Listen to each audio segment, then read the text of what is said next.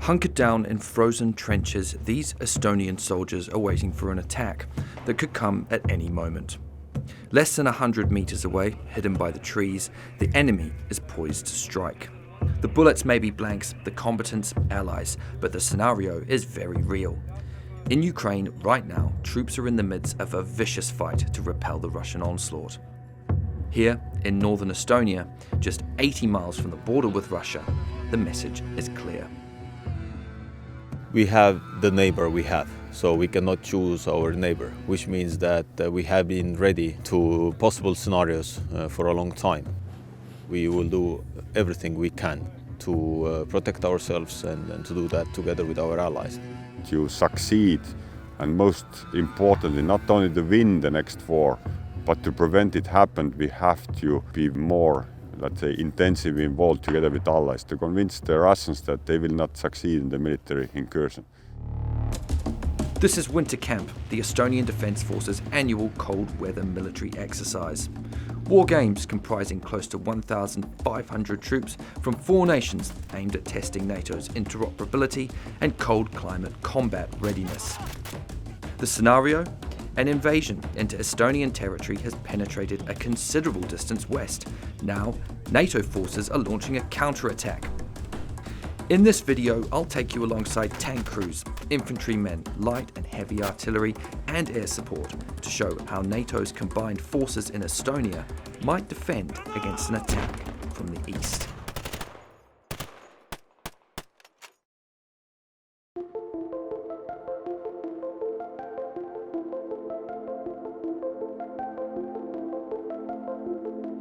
Never alone again.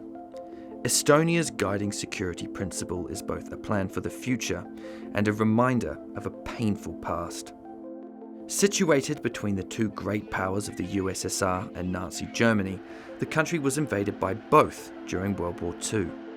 It was absorbed into the USSR in 1944, remaining a Soviet state until the collapse of the Union in 1991. Since then, Estonia has sought closer ties with Western Europe, joining the EU and NATO in the hopes of guaranteeing their independence into the future. This was one of the reasons we said many years back that never alone again. And this is why we are members of NATO, this is why we are members of the European Union and other institutions.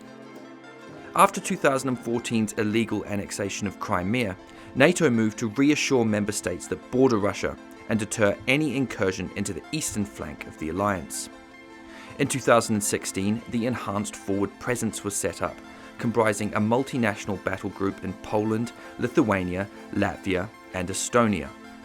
Exercises like Winter Camp are designed not only to test the troops' readiness, but to send a message to hostile states.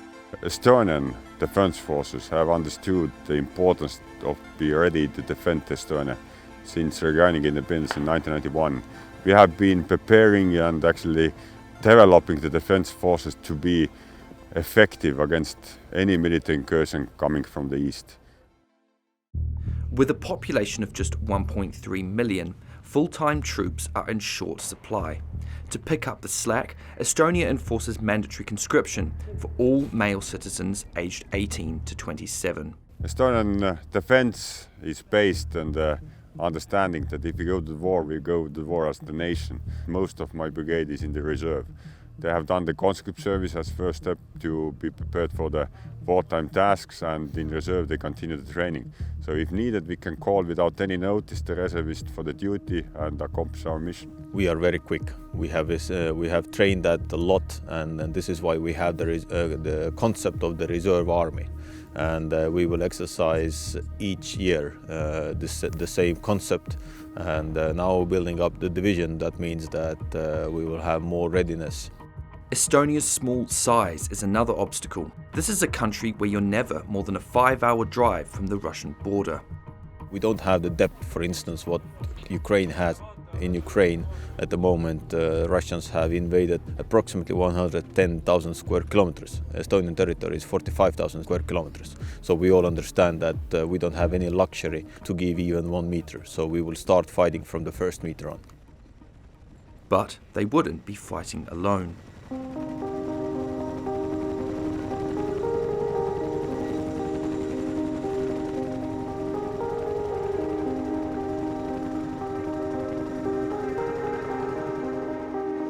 Tapa Army Base, home for Operation Kabrit, Britain's contribution to NATO's enhanced forward presence.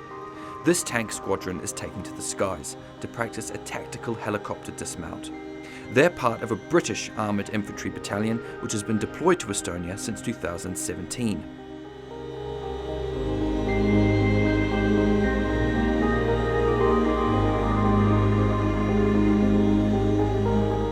Britain leads the battle group in Estonia, which is integrated into the country's national defence plan. It's part of a long history of friendship between the two nations, which predates NATO. The UK has been one of the biggest allies for Estonia. We're building up together our own division, and also in the EFP, Brits have the biggest role. So you are the lead country for us, and this relationship is extremely important. Even when you go back to 100 years, then Brits were here when we had our own first independence war. In accordance with Article 5, an attack on Estonia would be considered an attack on all NATO member states. It's a security guarantee that forms a major part of the country's defence plan. In reality, there is nothing to compare between the NATO and the Russian military power. NATO is, of course, much stronger. But of course, the Russians are able to mass the forces very rapidly against any, let's say, neighbors if they want. And this is maybe a challenge for the NATO, how to be fast enough to respond decisively against any Russian military incursion. The British presence in Estonia comprises some 900 troops on 6-month rotating tours. They're supported by warrior infantry fighting vehicles and a squadron of the Army's pride and joy, the Challenger 2. Since joining the ranks in 1998, it's seen action all over the world, including in the Middle East, Kosovo and Bosnia, and has famously never been destroyed in battle. 30 of the 62-ton, £4.2 million tanks were deployed on this exercise, providing armoured support to the infantry units alongside a squadron of Danish Leopard 2s. Soon, both will take to the battlefields in Ukraine after Britain and other European countries agreed to donate some of their stocks to the war effort. So Challenger 2 is not as fast as a Leopard, and its gun is getting slightly older. It's not firing the most up-to-date ammunition. However, what Challenger 2 has got is got a lot of additional armour, and it's got the capacity to carry even more armour, which makes it a very protected tank. So much like a boxer in the ring, the Challenger 2 can take hits and continue to fight, whereas other tanks around the world may be knocked out after one round. I'll take you through the tank now, and we'll start with going through the running gear. As you can see here, we've got 6 main road wheel stations, and our suspension on the Challenger is what's called a hydrogas suspension system. This gives the tank a better ride across country, and it also provides a better stable firing platform for the main gun, which ultimately makes the gun more accurate. It allows the fire control computer to have to do less work and keeping the gun on the target designated by the gunner. The pack is a Cummins CV12 engine with approximately 1200 horsepower and a 26 litre capacity. So here you can see the exhaust of the tank. When we go into battle, we'll fit additional louvers that direct the heat that comes from the main engine to the rear of the tank. That reduces the infrared signature of the vehicle from the front and makes the vehicle harder to detect by the enemy. On the exhaust lever here, we also have what's called we have a diesel injection spout that sprays essentially neat diesel onto our hot exhaust. What this does is allows us to rapidly create a smoke screen, and this helps us when we're moving through urban areas, and it also provides us with a rapid smoke screen we can deploy in support of the infantry to give them cover from view as they move from cover to cover, especially around buildings, so they can move without being seen by the enemy. We fitted the Challenger with both artificial scrim and live camouflage, which we've cut down off the training area. When we go out and we are deployed, if the tank's static for a long period of time and it's in a hide, we will fit thermal camouflage around it to reduce the thermal signature, the infrared signature of the vehicle. And we pay attention to the tracks because they get very hot from driving all day, as does the engine. So this is the driver's compartment here. As soon as the tank deploys onto exercise or operation, the driver is closed down. It's almost a lying down position, and he drives with essentially 2 sticks to control the left and the right track. The China 2's main armament is a 120mm rifled L7 gun. It can either fire the armour-piercing fin stabiliser Scardin Sabo, APF SDS. Fin rounds are designed for defeating main battle tanks and heavily armoured vehicles. The muzzle velocity is about 1900 metres per second, so it's, when we fire operational ammunition, there's quite a big kick on the tank when it fires. We can also fire the Hesh round, which is a shell, 120mm, high explosive squash head, and we'll use that against APCs, infantry fighting vehicles or bunkers. Down here we've got a coaxially mounted chain gun, and that fires 7.62 ammunition, and we generally use that on Soskin vehicles, so for either engaging transports, trucks or dismounted infantry.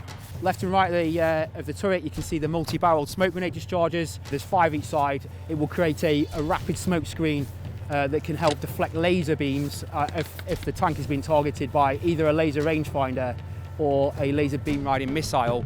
It helps break the lock on the missile, which hopefully will defeat any incoming missiles from hitting the tank. This is what we call our remote weapon station, and it's not fitted now, but there will be a machine gun fitted on here, and this can be controlled by the operator inside.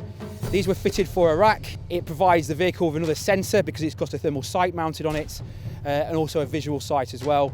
It allows close-in protection of the vehicle, and it's especially useful in urban areas as well. Whilst the tank crew are all closed down to protect themselves from snipers, it allows the operator to scan certain arcs where he can't bring the whole main armament to bear because of the length of the barrel in confined areas. So here you've got the gunner's primary sight and the commander's primary sight. Gunner's primary sight essentially is under this box here. It's got armoured doors on it to protect you from being destroyed by artillery.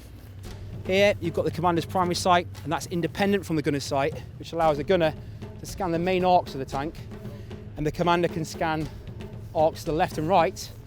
And if he identifies a target that the gunner hasn't seen, he can quickly take over the gun, bring the gunner onto a new target, allow him to engage, and then the commander can switch to a different arc and look for targets in a different area of the battlefield. We call this hunter-killer, and it allows the targeting system of the tank to work a lot quicker, identifying, designating and destroying targets. Clearly the only limitation is how quickly the loader can load the gun.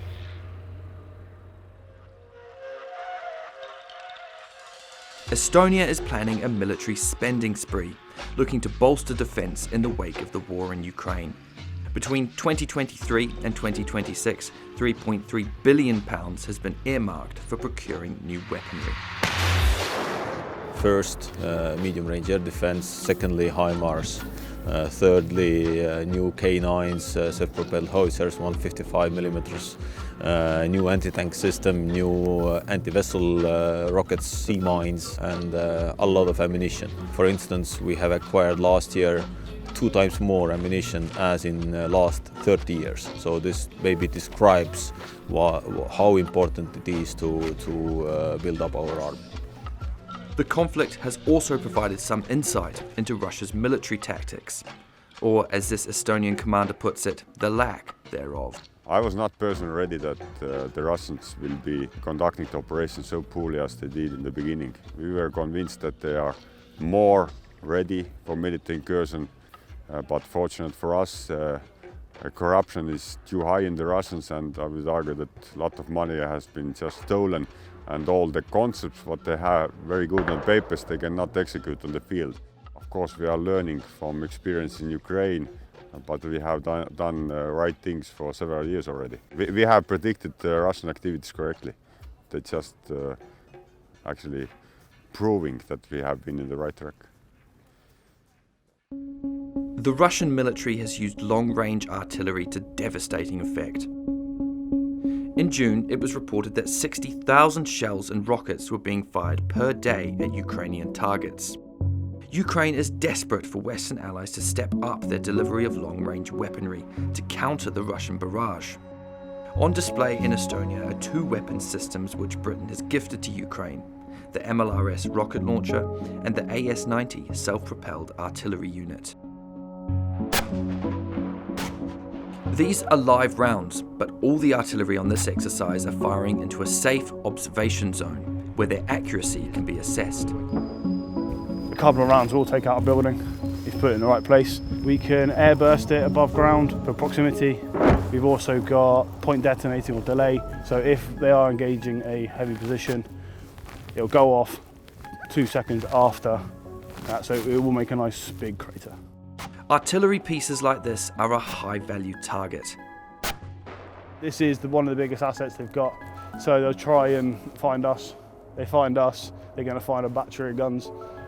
We use live cam, so from the trees, everywhere we are, we'll change it constantly. It actually starts to hide the thermal signature, and believe it or not, when you park it into these tree lines, you can actually tuck it quite far back and you won't even notice that. Where we are now is 3 guns, but you won't be able to see them because they are actually tucked in to the tree lines quite well. 30 AS-90s have been sent to Ukraine, as well as 6 of the MLRS. So it's a precision weapon system which is used to strike into the depth, so we can fire up to ranges of 84 kilometres, minimum ranges of 15 kilometres. It's a divisional asset weapon system deployed here in Estonia at the moment, doing training with our friends and allies. The MLRS can fire 12 missiles a minute and it's operated by a crew of 3. It's highly mobile, extremely accurate, and its massive range is giving Ukraine the ability to strike Russian targets deep behind the front lines. But here in Estonia, its role is purely defensive. So today we're firing what's called a reduced range practice rocket, which is just a training rocket. Operationally, we fire a different missile, which is called M31, which is incredibly precise and accurate weapon system. So depending the grid that you give it, it should land within 4 meters of that target at ranges out to 84 kilometers, as I say, so very, very accurate. So the missile itself is a 200-pound class missile, so it's a blast wave which has the effect, and that's how it does the damage that it's required.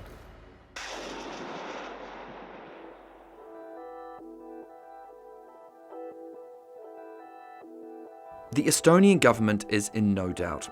Russia is the main threat to the country's national security, and that threat is not going away anytime soon. Which is why they're one of Ukraine's most zealous supporters. The nation has sent some £320 million worth of aid. That's half Estonia's entire defence budget and more than 1% increase of the GDP. support to Ukraine, because Russia is massing the forces and Ukrainians desperately need modern weapon systems just to defeat the Russian incursion. Ukraine have to win this war. There is no alternative for that one.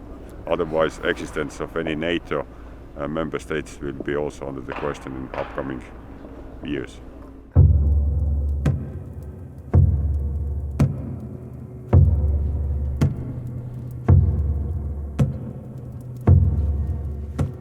If the worst were to happen, it's troops like these who would form the first line of defence. In this scenario, they're playing the role of the enemy invading forces, tasked with holding this trench line against a NATO counterattack. What's in here is an enemy position in a trench line. This is a standard defensive position against a conventional force. What's happening right now is that the French infantry of the 27th Mountain Infantry Brigade, they are moving forward through the trees to attack the position and probe it. Enemy have fired back and the French have established positions there and are returning fire. If the enemy decided to come forward, these guys are here ready to fend that off, but they're establishing this baseline, keeping the enemy in the same place so that the command element can regroup, have a think about how they're going to attack the position, and if necessary call in reinforcement. In the real world, an infantry attack might begin with an artillery barrage from units like this. We're pretty much 80% of the battalion's firepower, so we're a massive help in denying ground, killing enemy forces, all that kind of stuff. Got a range of 5,675 metres as well, so it's not as if we're reduced. I mean, we're always behind the battle, but we're always supporting it. For the purpose of the scenario, the artillery attack is simulated. It signals the beginning of the assault. So you probably heard the artillery fire going on to the enemy position. It's an objective we called Objective Bronze. It was an enemy company defensive position that's dug in with overhead cover and proper bunkers, almost World War II style in their design. It's a very difficult nut for us to crack. There's an obstacle belt protecting it as well from direct tank attack, which requires us therefore to launch a dismounted infantry assault onto position. The French company Lever, call sign 40, launched an attack from the wood line massive fire support from machine guns and direct fire onto the position, and they would break into the trenches, and then they would systematically work their way through the trench network of fighting and clearing the enemy soldiers. It's close, it's hand-to-hand fighting. It's the sort where you would fix bayonets and you go in. Lots of grenades would get used to clear out bunkers. It's a close and visceral fight. For Ukraine's frontline soldiers, brutal and deadly trench warfare is the daily reality. The Estonian forces are keenly aware of their sacrifice. Everything goes back to the will to fight, and they now have very, very strong reason to fight. They are defending their own country, they're defending their own families, and they are actually fighting for survival. Russians don't have the same will to fight, and that's why they are losing currently on the field. This is what the Ukrainians are doing. It's a small miracle, but this is something I have to be also very frank that we have been prepared to do also in Estonia if Russians decide to attack us. Estonia is watching, waiting, and hoping that Ukraine prevails. Many believe the security of their small country depends on it. Ukrainians are fighting not only for their own land, they are fighting for the free world, they are fighting for the democratic world and rule-based world. So they are fighting for all of us.